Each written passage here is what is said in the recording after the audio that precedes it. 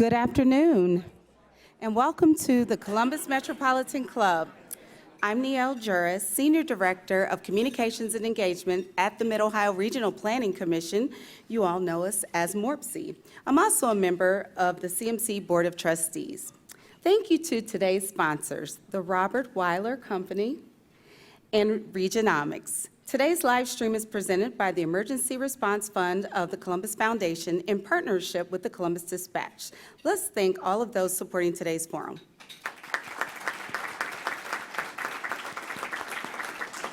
Okay. Between 2010 and 2020, every Columbus community reported growth. On average, Franklin County gained 44 residents a day. Another way to look at this growth is that nearly every year, Columbus adds the equivalent in population of a new Bexley. There aren't just more people in Columbus either. There are more people in greater diversity too. Today, we'll unpack Columbus's population growth and growing diversity over the last decade, along with the implications for businesses and organizations. So please welcome today's speakers, Michael Wilkos, Senior Vice President of Community Impact with the United Way of Central Ohio, our host, Autumn Glover, Senior Director of Community Health Partnerships with OhioHealth. You can learn more about today's speakers again in your forum flyer. To begin our forum, we would like to welcome Michael Wilkos to the podium to provide us with an overview of today's topic. Michael, the podium is all yours.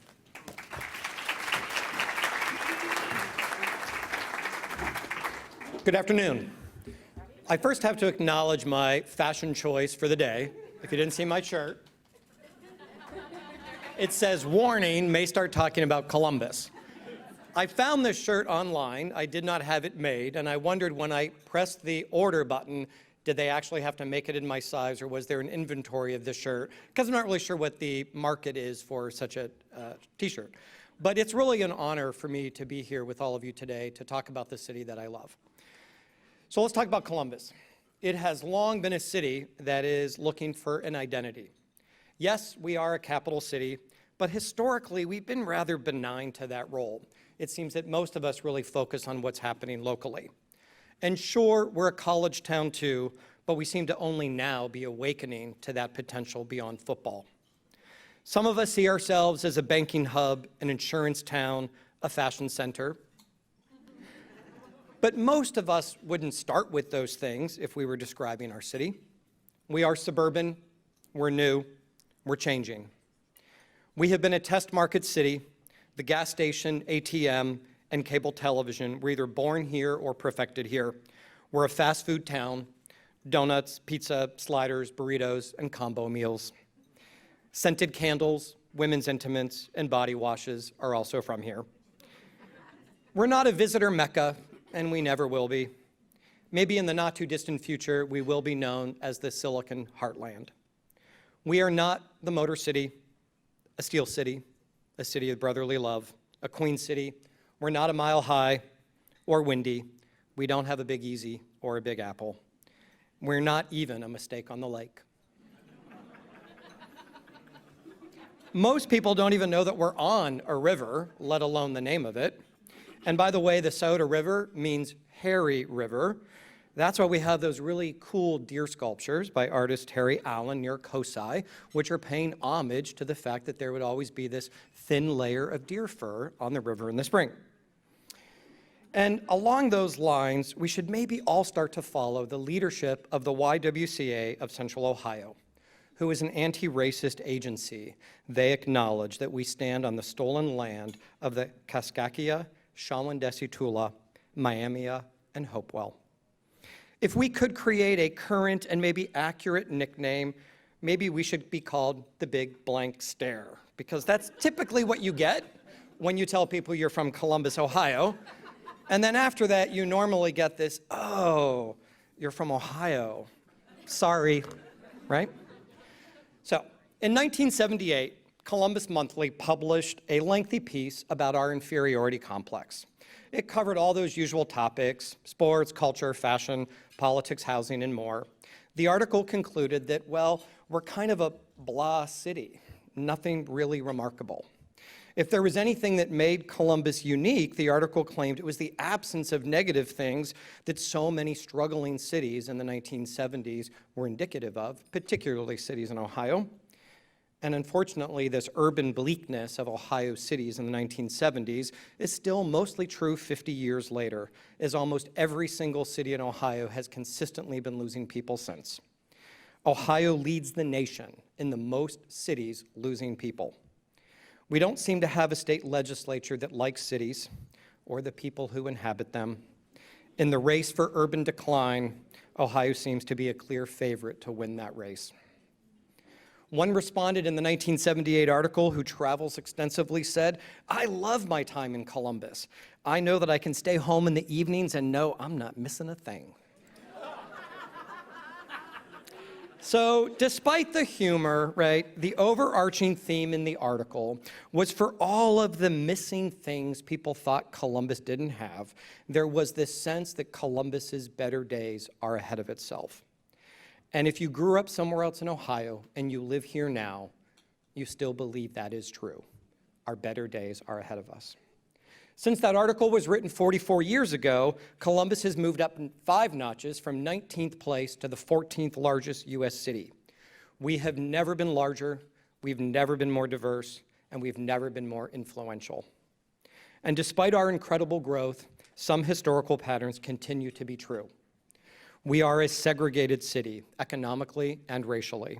Some neighborhoods thrive, others struggle. The census revealed it was the largest numeric increase in population growth in Columbus history. It was the second largest population growth for Franklin County. All of the net growth of Columbus and Franklin County is due to increases in diversity. The white population is declining. The black population is up 21%. The Asian and Hispanic populations are both up 64%. Those who identify as other, up 80%, and those who identify as 2 or more races is up 168%. We are not the same place we were even in 2010. If you do not have a strong DE&I platform in your business, in your organization, in your place of worship, in your neighborhood, you're not just behind on where we're going, you're behind on where we are. If you look at us as a region, half of our growth is due to more babies minus deaths. 25% of our growth is due to international immigration, and another 25% is due to domestic migration, which almost entirely comes from within Ohio. When you move from our region, you generally leave Ohio and you leave the Midwest. Sun, water, mountains, and warmth are attractive qualities Columbus cannot compete with. We are the most diverse county in the state, and we are changing incredibly fast. If current trends continue, Franklin County will not have a racial majority at the end of this decade. 183,000 of us speak a language other than English at home. That's 40,000 more people than live in the entire city of Dayton. None of my grandparents were born in the United States. My mother never became a U.S. citizen. At some point, I hope indigenous people, non-indigenous people, will stop attacking non-indigenous people for being non-indigenous. We have more kids and fewer seniors than any other urban county in the state. But children born here do not start life equally based on the neighborhood in which they are born or continue to live, or simply based on the color of their skin. Our poverty rate is staying stubbornly high at 15.4%. That's 200,000 people in Franklin County experiencing poverty, and another 200,000 are working poor. Black and Hispanic residents experience poverty at 300% the rate for whites. Every part of Franklin County is more diverse. Diverse populations are moving outward. The white population is moving inward. And despite these changes, we actually have a long way to go before we are an equitable region. Autumn and I love talking about Columbus. We both have studied urban planning. We both come from industrial Ohio. She from Toledo, I'm from Youngstown. And we came to Columbus for opportunity, and we stayed. We hope to bring us to a common understanding in the ways in which Central Ohio is changing and what it means to all of us. We are at a crossroads, and we have some big decisions to make as a city. So let's get to it. Thank you.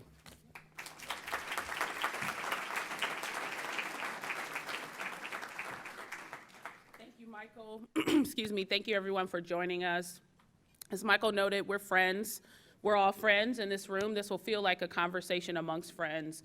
The census and the data that Michael highlighted today, there are lots of things we can pull from it. The goal of the discussion today is for us to pull out some themes for us to think about where do we go next. So let's jump right into it. So Michael, you alluded to the fact that I grew up in Toledo.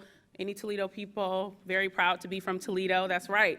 And you're from Youngstown. So let's start with the journey. I ended up in Columbus because of Ohio State and recruited my husband from Toledo as well. But tell us kind of what's the pattern? How do people get to Columbus? Well, there's definitely a pattern. I see Tony Bell over there because she's also from Youngstown, right? Yeah. Got all excited when you're Youngstown.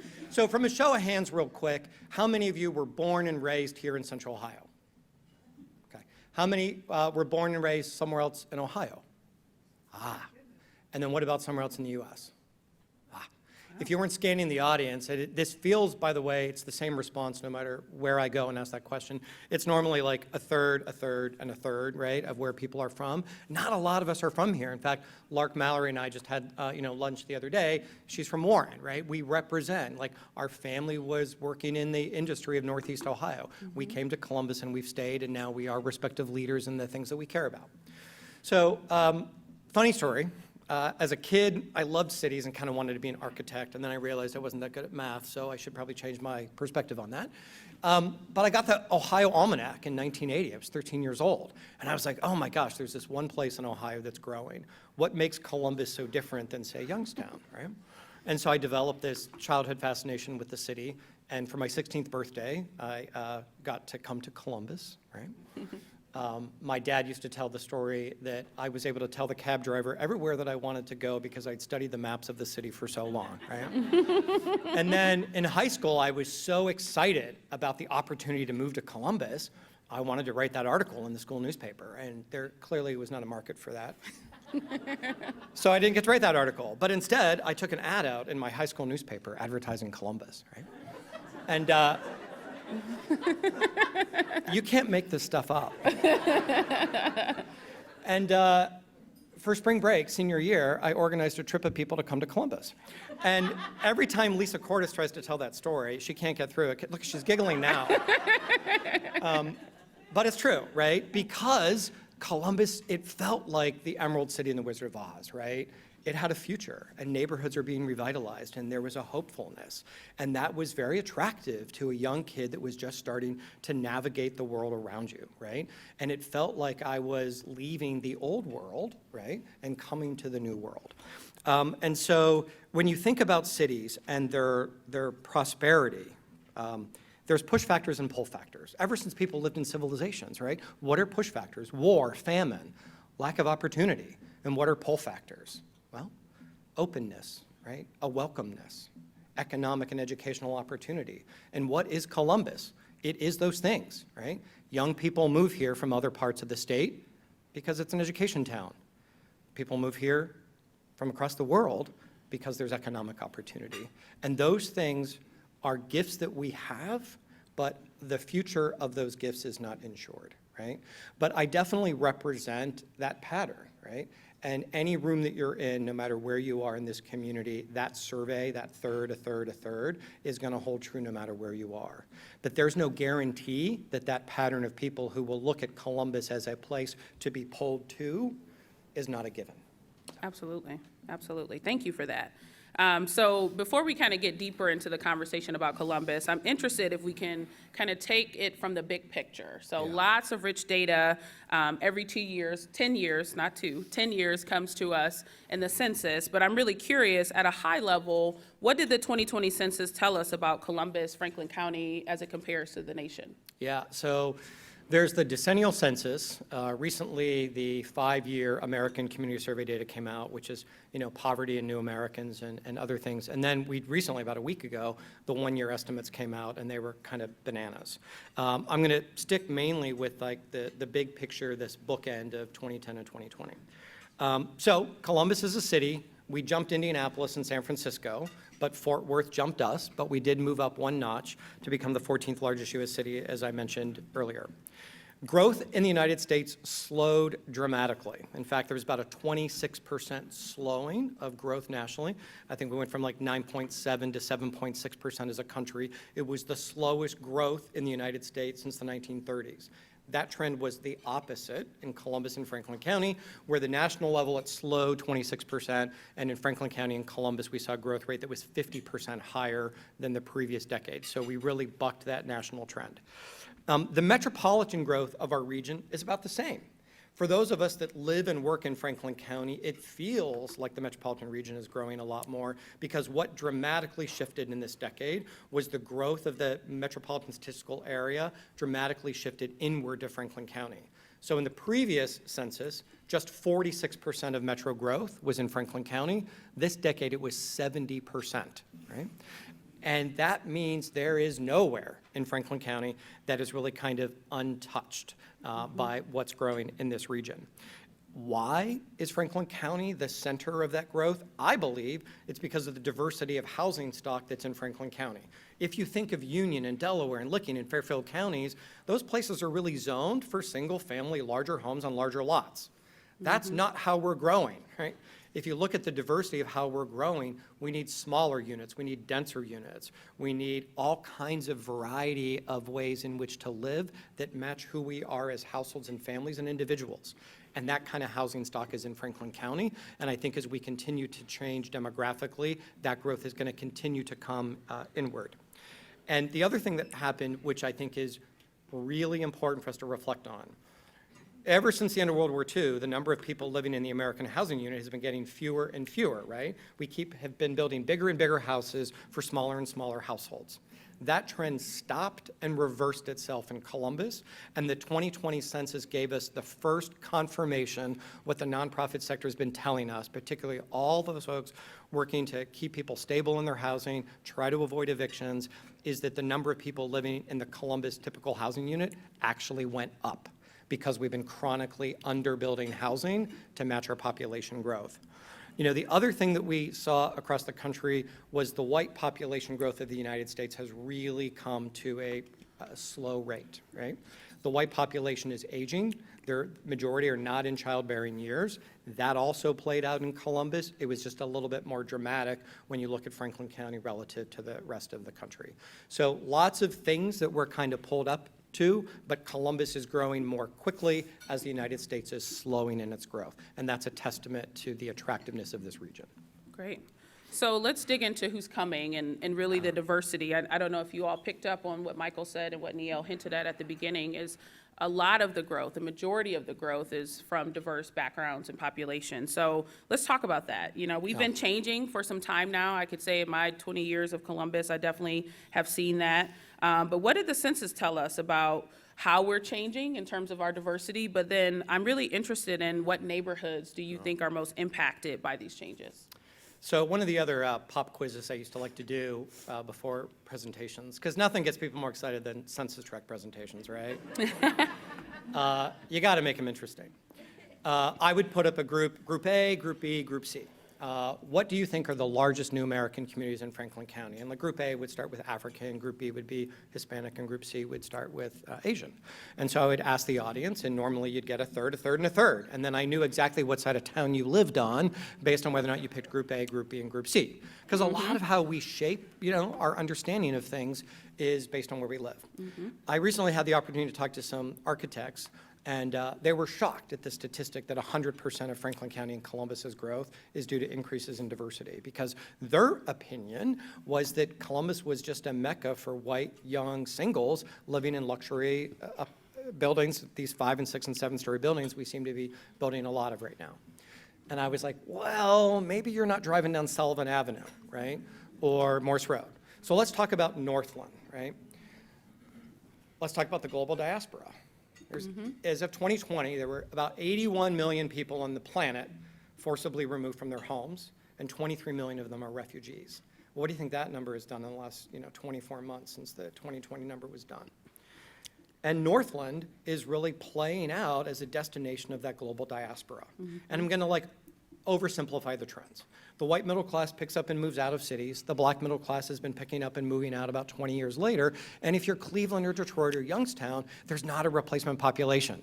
So what are you left with? A lot of neighborhoods with empty real estate, empty commercial storefronts, and empty houses. Well, that's not here.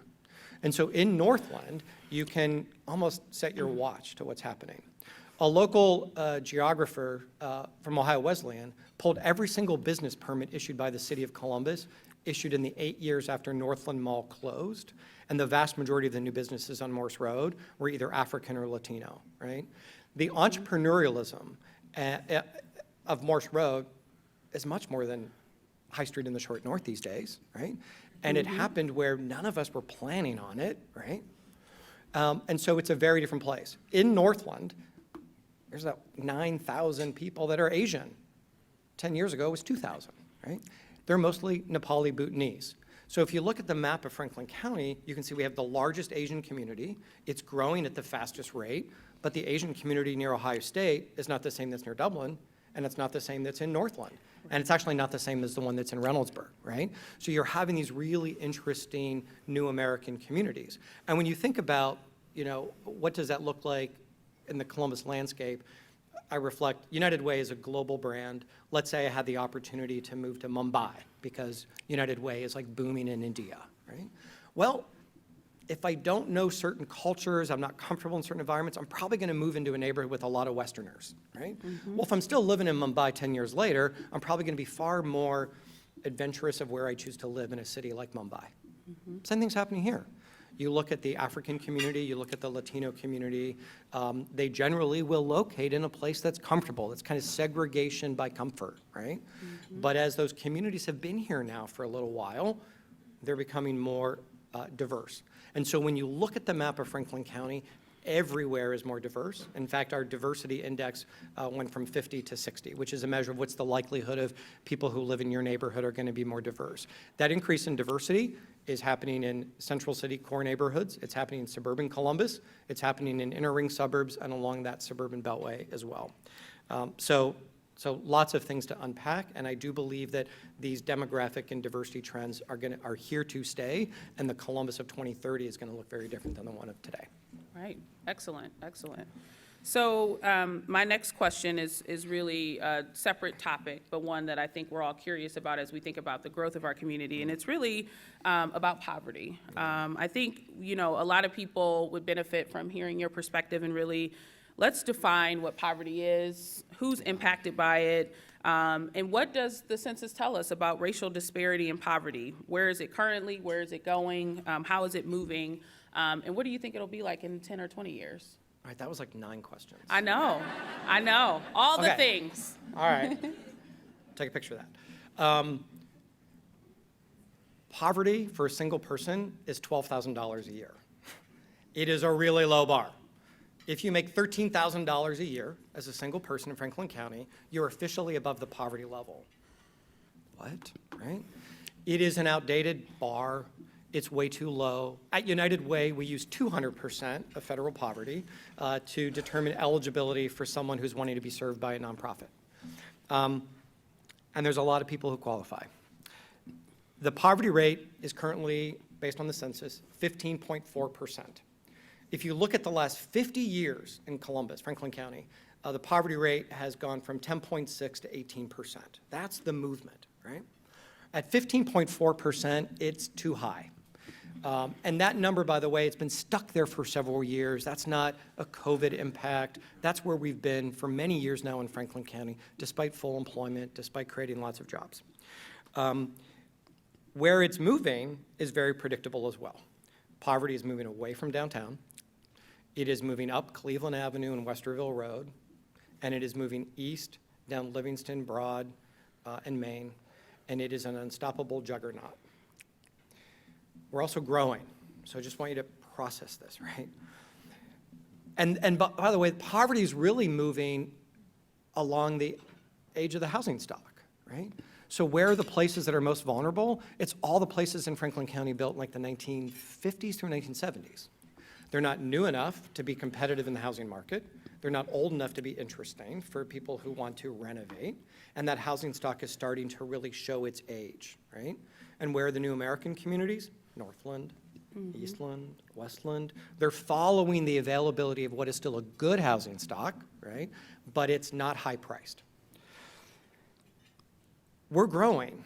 And if the poverty rate and working poor, if those numbers just stay the same, we have 300,000 more economically vulnerable people coming between now and 2050. So my assignment to you, take out the map of Franklin County. I'll email you all the maps that show you where the geography of poverty was in 70, 80, 90, 2000, 2010, and now, right? And you'll see that very predictable pattern, right? It's also, by the way, moving out towards Hollywood Casino. Where do you want to put 300,000 more economically vulnerable people? And why is it that Columbus has to take the moral responsibility to house them all? We're a region. What about the unintended consequences of growth, right? 1 million more people, 300,000 of them will struggle, and those people are not going to Southern Delaware County, and they're not going to some of our really strong inner ring suburbs. They're going to be in Columbus. So as a Columbus booster, right, I'm really thankful we had an annexation policy. I'm really thankful that the city of Columbus is in 11 of the 16 school districts in Franklin County, because it gives Columbus this incredible opportunity to use its zoning code, right, to allow affordable housing to be in the Dublin School District. You drive down Bethel and Sawmill Roads, there are affordable housing projects on Sawmill Road in the Dublin School District, thanks to Columbus's annexation policies. Easton, Tuttle, Polaris, they're all in Columbus. I'm an urban advocate. Thank you, Polaris, for being in Columbus, right? Because it's helping the city's economic base, right, to have a AAA bond rating, to have the resources to do those things. Because the only way Columbus can invest in the Near East Side or Linden or Hilltop is because of that revenue that we're getting from places like Easton and Polaris. So, you know, we have this really complicated geography, but it's actually working to our advantage. But I want to return. It's this unintended consequence of growth. And while we look at growth, where are we going to put people who struggle? Very good. And I think, you know, the point, and I have a couple more questions, and then I'll let you all join in the conversation. But I think the point, too, is that these people are coming here to work somewhere. So they also should live proximate to where they work. And I won't make this an urban planning lecture by any means of that, but I just wanted to note that as well. So let's think about kind of our region and the population. And I know United Way is very laser focused on young people and children and education. So our region is both a state and a national standout based on what you've shared with us today. And at a high level, we are a standout for educational attainment, given the presence of colleges and universities. But I'm curious, what does this look like through the lens of children in our community? And what kids are thriving, what kids are struggling? How does that align in the census data? Yeah, so the census reported Franklin County, we now have the percent of adults that have a college degree is over 40%. That's huge, right? We're definitely a standout. But the sad reality is children who are born here are not really taking advantage of that K through 12 pipeline and then having access to institutions of higher learning. If you look at the economic census, which is done every 5 years, and we're kind of waiting for a new one, you look at income inequality or wealth inequality for young people. And if you look at the places that are the wealthiest, which tend to all be these inner ring suburbs, and those places that struggle, which all tend to be near Columbus's urban core, there's about a 70-to-1 ratio of kids, by the way, 15 to 24-year-olds, and the wealth that they have when they start out, there's about a 70-to-1 difference there. 40 years later, there's about a 240-to-1 difference in places of high wealth in Columbus and those that continue to struggle, meaning kids that are born in neighborhoods that struggle, kids that attend schools that are not meeting academic success, they don't look any different 40 years later, right? They've just not been able to take advantage of the prosperity of our region. 5 of the 8 wealthiest places in the state of Ohio are in Franklin County. 5 of the 8, and they're in order: New Albany, Powell, Dublin, UA, and Grandview. At United Way, we've been looking at student test scores. And you look at 3rd grade ELA, English Language Arts proficiency. And there's a clear pattern of both where kids were struggling and what's happened in the last 2 years. Those wealthy places I just mentioned, well, everybody, by the way, saw their academic achievement for children drop. But places like Grandview and Arlington and Bexley and Dublin and Powell and New Albany saw their academic achievement scores fall 2 to 8 percentage points. Columbus, Whitehall, Southwestern, even Gahanna and Westerville saw their academic achievements fall 20 to 30 percentage points in 2 years. And in every single Franklin County community, the racial disparity with educational attainment widened. 24 months ago, there was a 20-point spread between the academic achievement between white kids and black kids in the 3rd grade in Columbus. That's now a 25-point spread. But it gets even worse when I give you the actual numbers. 2 years ago, only 41% of black 3rd graders in Columbus were reading at grade level. 41%. 59% were not. Now only 16% of black 3rd graders are reading at grade level. We are failing a lot of kids. A lot of kids. And it's our legacy. I mean, one of the things I keep reflecting on over the last 2 years is, I just turned 55, right? I got a good decade left. Of working. As a friend of mine said, oh, at this age, it's all hospice care. You're just managing the decline, right? Gravity's not my friend. Okay. Everything I care about, right? Everything I've cared about since I moved here 34 years ago has kind of gotten worse. And I don't want disparities to grow under my watch. I don't want to look back on my time in Columbus and say, God, what did I do? And, I don't want to be overly dramatic about it, but Hilton hotels and Eastons and soccer stadiums, they have their place, but they don't define us. What I think should define us is whether or not we've created an equitable environment for kids that are born here, and whether or not you're born in Linden or you're born in Grandview, you should be able to, go through a K-12 pipeline and be academically performing where you should be, so you could take advantage of jobs at Intel. And that's not happening, right? And so we know these things, and it is a clear pattern, and I just wish we were more committed to it. Thank you for that. I think the thing that sticks out to me is just really the passion and the thinking about the kids and all of us. I think many of us friends in the room, we do work that supports our communities and both in the business and the nonprofit sector. So what will be our legacy, I think, is a really good food for thought to think about as we dissect this data. So the next and the obvious thing we should think about really is housing, in my mind. And I think any of us casually observing, driving around our community, we see lots of construction happening. And, we already live here. So we're like, who's going there? Who's going to move there? Who is all this new housing and construction for? And then especially when we see the pricing of the housing, which we won't go down that rabbit hole, but certainly we're curious. So I'm wondering, what did we learn about the housing situation in Central Ohio from the census data? Yeah, so let's talk about housing and diversity first. Not diversity of housing, but diversity of people who occupy that housing. Every place in Franklin County is getting more diverse. Like when you look at the map, there's almost no census tract that is less diverse than what it was 10 years earlier. And yet we still have places that are kind of unchanged with regard to their homogeneity. So if you look at the 6 most homogeneous places in Franklin County, they are German Village, Clintonville, Grandview, Arlington, Old Worthington, and Bexley. There's something similar about all of them, even though 2 of them are in the city of Columbus, and 4 of them are in inner ring suburbs. 5 of the 6 were all places where redlining was deployed as it was deployed in every U.S. city, right? I don't want to guilt all of us into thinking that these were bad places. They're not. In fact, they're all politically aligned with how I would vote in the voting booth, right? But they look like 1920. They don't look like 2020, right? And so what is it about those places that they still look like the homogeneity of the policies that were put in place that prohibited lots of people from ever having access to those places? So while the laws have changed, the policies have changed, the practice is not, right? So that's number one we just need to acknowledge. Because when you look at Dublin and New Albany, which are homogeneous through the lens of economics, they're not homogeneous through the lens of race and culture. Dublin and New Albany represent a very different kind of suburban community. In fact, New Albany, a year ago, created an official NAACP chapter because 10% of the enrollment at New Albany High School is black, right?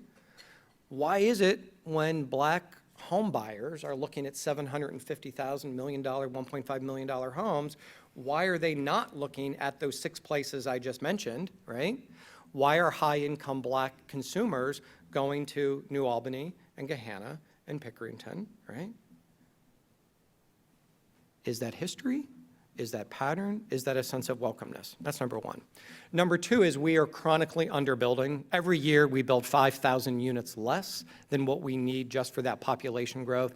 And if we really wanted to make up for the lost time of the previous decade, we should probably double the amount of construction that you see in this region. And the building that we're doing doesn't match the demographics of what we want, right? Think about people who are aging, people who want a smaller unit. That doesn't really exist. And what do builders, unfortunately, always have to build into? What the zoning code wants them to build. And so if you think of specific places, Northland, by the way, had the largest drop in vacant housing of any neighborhood in Franklin County, where 48% of all the vacant houses in Northland were absorbed in the last 10 years. Linden was second. 37% of all the vacant housing was absorbed, and the Near East Side was third. 34% of all the vacant housing in the Near East Side is now occupied. Across the county, we saw a huge reduction in vacant and abandoned housing. In fact, there's, I know the number, 9,417 less vacant houses than 10 years ago. By the time the 2020 census was done, we had a housing vacancy rate that was lower than San Francisco's. We have a problem, right? And at the same time, everybody's fighting density, right? As if somehow we live in a city of 1 million people and we don't want 5- and 6-story buildings, as if somehow they're bad, right? If we build in the next 30 years the way we have built in the last several decades, we'll lose about 700 square miles of farmland to low-density development, and that's not smart. That's not a smart city, right? We need to build around transit lines. We need to build walkable communities, right? We need to build neighborhoods where people have transportation choice. And if you're concerned about gentrification, if you're concerned about housing affordability, we have to stop the debate against apartments and stop the debate against high-density housing. We do not have a gentrification problem in Central Ohio. I just want to make that very clear. We have a displacement problem, right? If you look at the data, we have 10 times the number of neighborhoods getting poorer than experiencing gentrification. But everybody is experiencing housing displacement because our rents and our housing prices are jumping faster than our incomes. One of the core culprits is chronic underbuilding matching the population growth, and a house is where a job goes at night. And we're very, very good at attracting those jobs, and I want to thank everybody at the partnership for being good at their jobs. But we have to follow up with their strength of economic development, and we need to build more housing, and we have to change our attitudes about what that housing looks like, and we have to examine what role does history play with things like redlining and segregation, and how do those things still play out in 2022? Wonderful. So we will move to questions from our live stream and in-person audiences in just about 30 seconds. So if you have a question, please make your way to the microphone in the back of the room now. Before we take audience questions, really just a final question, and maybe not in 30 seconds. I know you, Michael, but we'll try.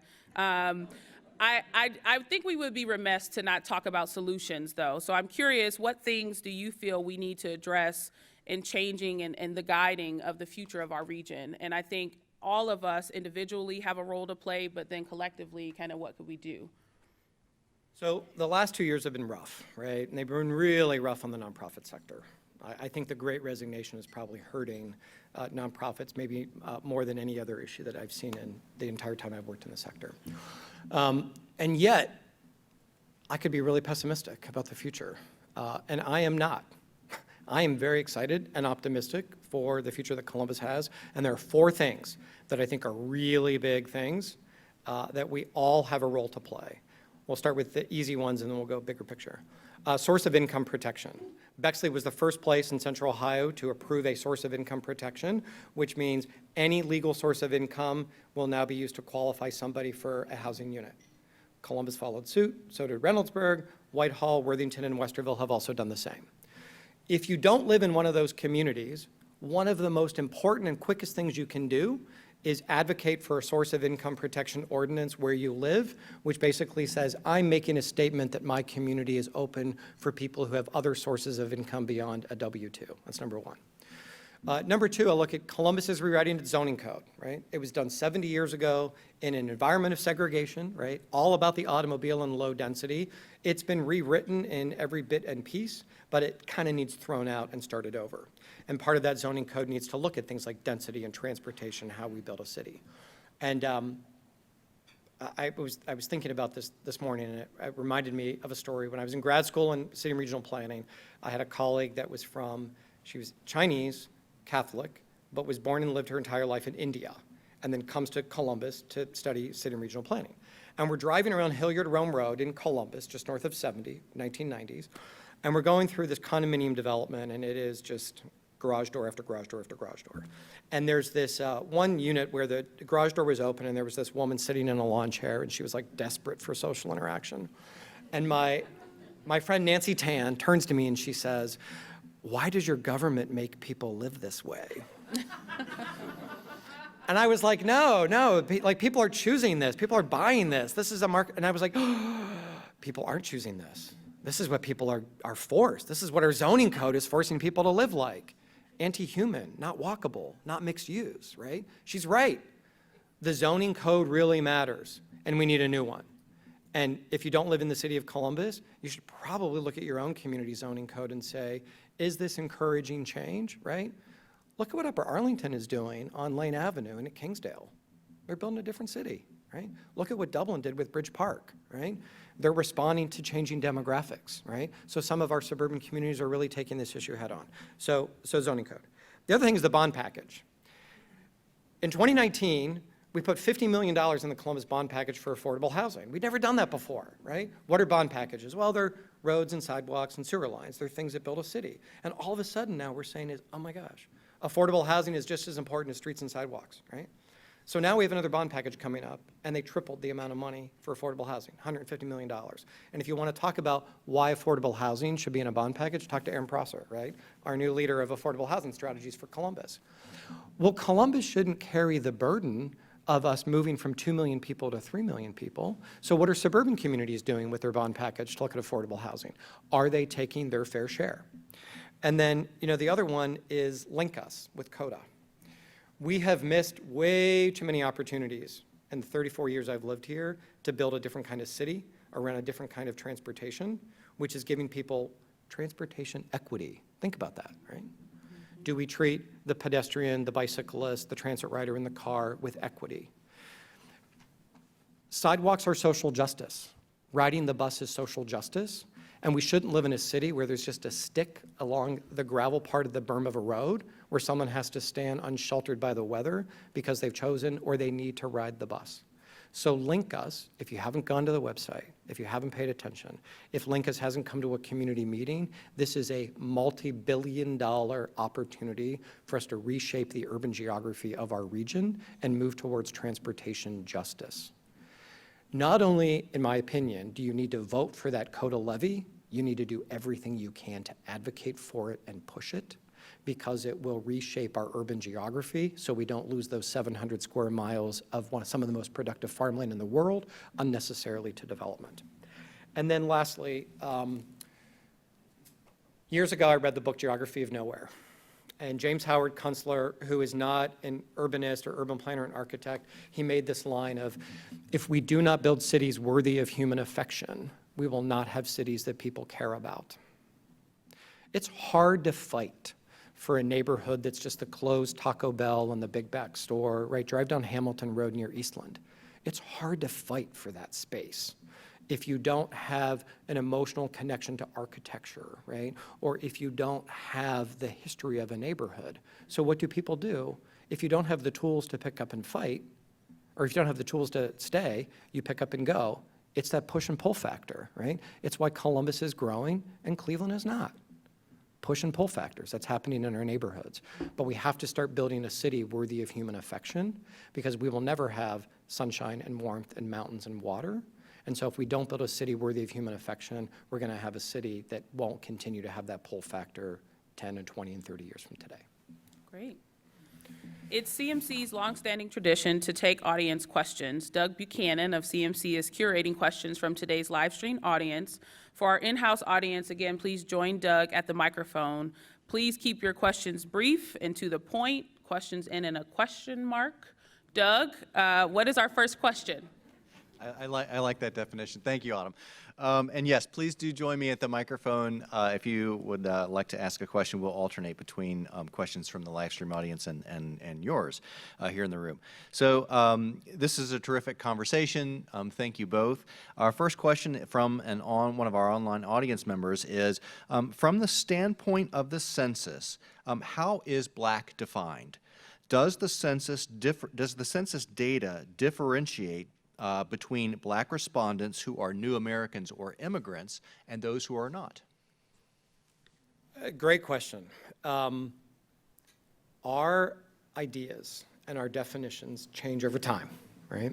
And so Hispanic is no longer a race, so you're either white alone, white Hispanic, white non-Hispanic, right? And so some of the challenges when we compare demographic data over time is that there is a greater understanding that people have of their own personal life journey, and maybe in previous census forms they would have indicated they were Black or they were white, and now they're identifying as some other race or two or more races, right? Specifically when it comes to Black, it is dependent upon how that person does interpret the question. And there were a lot of organizations in Central Ohio that worked very closely with new American communities to make sure they filled out that census. But there have been recent studies that have said, I think it was 18.8 million people of color were missed across the country who chose not to fill out that form. And if that undercounting is true, then even the population growth of Columbus was undercounted. So specifically, it is dependent upon how the person fills out the form, right? But if you are from Africa and you identify as Black, and not everybody from Africa is Black, right? It's how you filled out that form. So Black would be that first category, and then as you identify as new American falls into that other category. When I gave the statistics in my opening about the growth of Columbus, white population fell 0.4, the Black population's up 21%. Both white and Black will be inclusive of those new Americans, however they define their race. Did I answer that fully? I'm Mindy Wright, and I think it's really funny that you didn't become an architect because you weren't good at math, because I think all you do is math. My question, I warned you about this, is maybe a little bit unfair. I'm interested in, the census was completed pretty much before COVID, right? So how did COVID deaths impact the general statistics you're talking about? If I think about what I heard during that whole time, that, those who died tended to be people who were struggling, who were first-line responders, tended to be people who already had bad health conditions, tended to be people like me who are over 65. I took a point about that from what you said before. She said that because I said that she looked really hip when I saw her when I walked in today. Or people who made their own decisions about how they were going to behave. But given that we have that range of people and different reasons why people may have passed from COVID, how does that affect what we know now? That's a great question. COVID. So let's look at the geography of Columbus. Huge population growth. The University District actually showed a population loss. If you know the University District around Ohio State, there's been thousands of new housing units. There's no way the Ohio State University District or the University District had a population loss, right? The census was being conducted shortly after the stay-at-home order. What's interesting, by the way, if you just think about OSU, the the recorded population living in OSU dorms was up pretty significantly because OSU knows exactly where their students were supposed to be in April of 2020, and they got counted accurately, right? All those streets on Woodruff and 17th and over where I live in Wineland Park absolutely got undercounted. The other thing that we now know from the one-year estimates that came out for the period of 2020 to 2021, we really got to see the impact of what COVID has done to this country, and it was devastating. The United States population only grew 0.2% in that period. It was the slowest year of population growth ever recorded in the United States. Deaths were up, births were down, new Americans coming to the country disappeared, right? How do we grow? 50% of our growth is births minus deaths, 25% are people who come here from another country, and 25% are people who move from other parts of the country to Columbus. All of that was in jeopardy during COVID. I don't think the one-year estimates, which showed places like New York City Metro, like 375,000 people left Metro New York. I think San Francisco metropolitan region lost 250,000 people in 12 months. I think that's temporary, right? We actually did okay because while 18 US states posted population loss in the one-year period from 20 to 2021. That's a COVID impact. That's never happened in the entire country of the United States to have 18 US states lose people. Ohio lost 10,000 people in a year, but Columbus gained 10,000 people, which means the rest of Ohio outside of Columbus lost 20,000 people. I think you're going to see some of that normalize, right? I think COVID accelerated the death rate. I don't know that COVID contributed to less babies because people were home a lot more. But there are all kinds of economic vulnerabilities that kind of played out, and lots of people who were getting jobs to Central Ohio didn't have to move to Central Ohio. So I think we'll start to see some of those trends normalize. So I don't know, did I fully answer all your stuff, Mindy? You know, she knows where to find me if she wants to follow up. Thank you. You know, Michael, I have to tell you, I don't always come to these very infrequently, but we signed up yesterday for this because we figure you doing your research and distilling all this information was worth a whole bunch more than $100 in lunches. So let me just say thank you so, so much for what you gave us here. I'm Denise Regg. I work for the Columbus Symphony. I'm much taken by this idea of a city worthy of human affection. I think that is so core to the problems related to, in a larger, broader sort of way. I mean, the people in Chicago are so proud to be Chicagoans. And you know, that blank stare you were talking about earlier, it doesn't just happen outside of our, outside of our community, it happens kind of inside of our community. So what does it really mean? Can you help us understand what it means to be a city worthy of human affection? We are emotional creatures, right? And we live in civilizations because of that, right? You know, one reaction is, why are places like German Village important? Not because we're all going to live there, because we feel good and we get rooted when we walk around a community that really represents a time period of U.S. history where we built great cities and they're walkable places. Why is downtown important, right? It is the civic and government and cultural hub of a region. What is one of the reasons why Columbus Foundation for a long time has been doing the Central Ohio benchmarking study, which really compares us to our peer cities. It's all those cities in that 1 million to 3 million range. And one of the things that we do excel, one of the things that we are truly #1 at is the number of free festivals and events, right? Those are ways in which people connect, right? People move here and they're like, oh my God, I can go to ComFest and Festival Latino and, Jazz and Ribfest and there's not an entrance fee, right? That's about building culture. That's about bringing people together, right? And we need to have cities where people can come, right, and share their identity and share their history and feel respected. At the core of the question for me is, do I feel welcome? Do I feel included?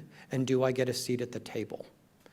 We have one of the largest gay communities in the country, and we also have the largest Somali and Muslim communities. Those are two communities that don't hang out together, right? But why are they both attracted to Columbus? For the same reason, right? I feel respected. I feel welcome, I feel that I get a seat at a table. Now, that's not universally true, and I'm not naive, right, to say that there is equity at the seat of the table. But you look at the leadership of the city, very few people who are leaders are from here, right? But they've come here and they've been given opportunity. Mayor Coleman was from Toledo, right? Go through the list. I mean, it's the question that I asked in the beginning. Why did you come here? What has that experience been for you? And are we today creating a place and a seat at the table for someone who is different than me to have that seat? We will not have a racial majority in Franklin County at the end of the decade. Are there seats at the table for people to be invited and included? And do I feel that I have the tools to fight for a more just community? Or do I feel that those things are overwhelming that I want to pick up and leave? One of the beauties of Columbus is in bad times, our metropolitan region will grow by 10%. In great times, we grow by 14%. We're not Charlotte or Austin, which is struggling with unmanageable growth, and we're not a community that busts and booms. We have this predictability with how we're going to perform.